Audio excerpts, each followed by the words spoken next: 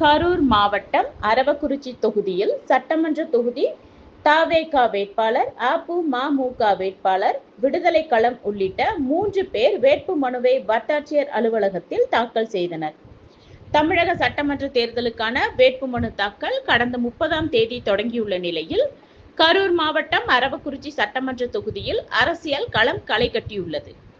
கரூர் மாவட்டம் அரவக்குறிச்சி வட்டாட்சியர் அலுவலகத்தில் பல்வேறு கட்சியினர், சுயேட்சை வேட்பாளர்கள் வேட்புமனு தாக்கல் செய்துள்ளனர்.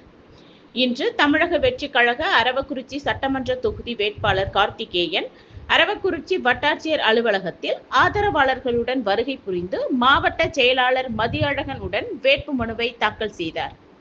தொடர்ந்து அரவக்குறிச்சி சட்டமன்ற தொகுதியில் தென்னந்தோப்பு சின்னத்தில் அனைத்திந்திய புரட்சி தலைவர் மக்கள் முன்னேற்ற கழகத்தின் சார்பில் போட்டியிடும் வேட்பாளர் ஆசியா பேகம் வேட்புமனு தாக்கல் செய்தார். அதனைத் தொடர்ந்து விடுதலை களம் கட்சி சார்பில் போட்டியிடும் சக்திவேல் ஆதரவாளருடன் வேட்புமனு தாக்கல் செய்தார். இன்று ஒரே நாளில் 3 நபர்கள் வேட்புமனு தாக்கல் செய்துள்ளனர். வேட்புமனு தாக்கலை முன்னிட்டு அரவக்குறிச்சி வட்டாட்சியர் அலுவலகத்தை சுற்றி முன்னெச்சரிக்கை நடவடிக்கையாக காவல்துறை மற்றும் துணை ராணுவத்தினர் பாதுகாப்பு பணியில் ஈடுபட்டுள்ளனர்.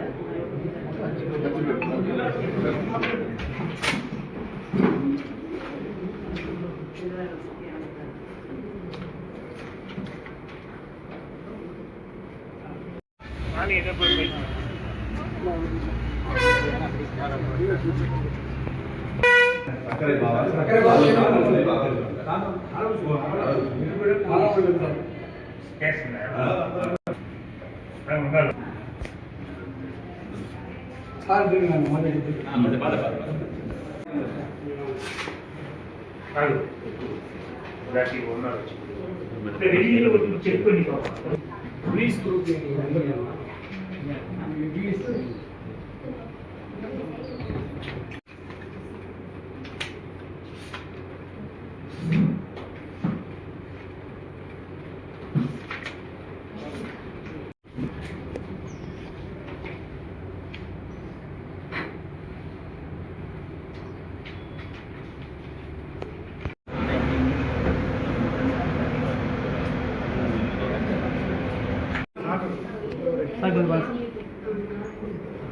பாருங்க.